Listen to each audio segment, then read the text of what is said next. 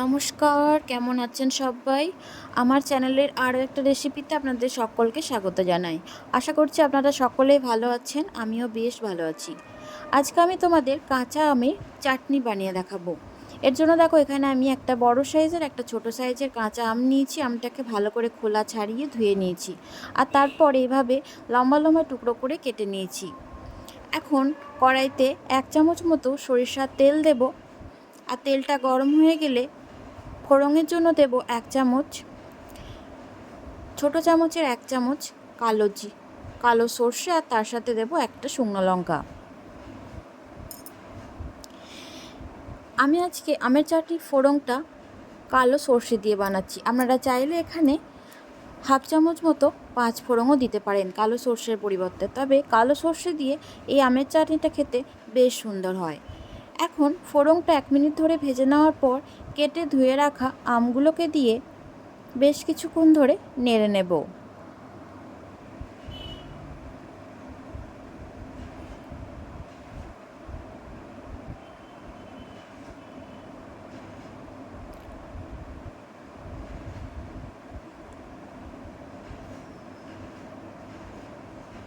পাঁচ মিনিট সময় ধরে আমটাকে নেড়ে নেওয়ার পর এখন এখানে দিয়ে দিচ্ছি স্বাদ মতো লবণ, আর তার সাথে দিয়ে দিচ্ছি 1/2 চামচ মতো হলুদ গুঁড়ো।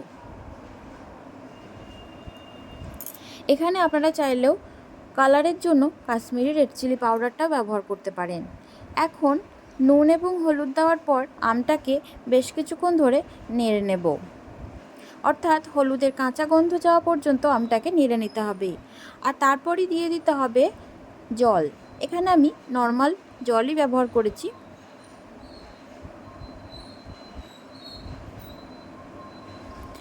জল দিয়ে আমটাকে সেদ্ধ করে নেব।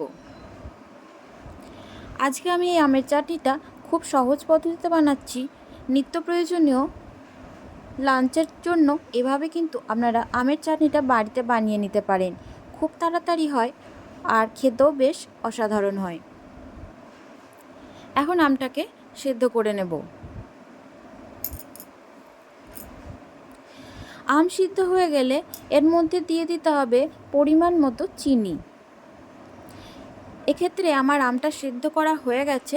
এখন আমি এর মধ্যে দিয়ে দিলাম 1 বাটি মতো চিনি। এখানে আপনারা চিনিটা আপনাদের স্বাদ অনুযায়ী নিয়ে নেবেন, তবে এক্ষেত্রে চাটনির ক্ষেত্রে চিনিটা একটু বেশি হলেই ভালো লাগে, অর্থাৎ চিনির শিরার যে ঘনত্বটা সেটা অনেকটা ঘন হলে এই চাটনিটা খেতে কিন্তু বেশ ভালো লাগে। এখন আরও 5 মিনিট সময় ধরে এটাকে জাল করে নেব। দেখো এখানে চিনিটা কতখানি গলে গেছে, আর চিনির শিরার ঘনত্বটাও কিন্তু অনেকটা ঘন হয়ে গেছে। দেখবেন যখন চিনির শিরার ঘনত্বটা যখন অনেকটা ঘন হয়ে যাবে, তখন বুঝে নিতে হবে যে আমের চাটনিটা একদমই পারফেক্টভাবে রেডি হয়ে গেছে।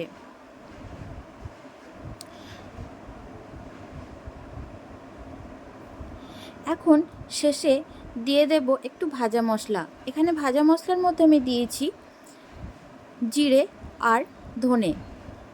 জিরে, ধনে এবং শুকনো লঙ্কাকে শুকনো খোলায় ভেজে ভালো করে শিলেতে গুঁড়ো করে নেবেন। এটা আমার আগে থেকে রেডি করা ছিল, তাই শেষ মুহূর্তে আমি এটা একটু ছড়িয়ে দিলাম।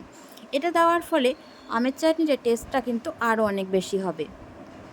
তো এই ছিল বন্ধুরা আজকের আমার রেসিপি আমের চাটনি। কেমন লাগলো বন্ধুরা অবশ্যই কমেন্ট বক্সে কমেন্ট করে জানিও। আজকের আমার এই পাতলা ঝোল ঝোল আমের চাটনি কেমন লেগেছে তোমাদের। তো বন্ধুরা আজকে আমার রেসিপি এই পর্যন্তই। তোমরা সকলে ভালো থেকো, সুস্থ থেকো। আবারও দেখা হচ্ছে তোমাদের সাথে কোনো একটা রেসিপি নিয়ে। ততক্ষণে তোমরা সবাই ভালো থেকো। তোমরা যারা ফেসবুক থেকে দেখছো তাদেরকে বলবো অবশ্যই পেজটি ফলো করে দেওয়ার জন্য, আর যারা ইউটিউব থেকে দেখছো তাদেরকে বলবো পেজটি সাবস্ক্রাইব করে দেওয়ার জন্য। আর অবশ্যই বেল বাটনটি প্রেস করে দিও, যাতে যখনই আমি কোনো নতুন নতুন রেসিপি তোমাদের সাথে শেয়ার করব তখনই তোমাদের কাছে পৌঁছে যাবে। তো চলো বন্ধুরা আজকের মতো এই পর্যন্ত। সকলকে টাটা জানাই।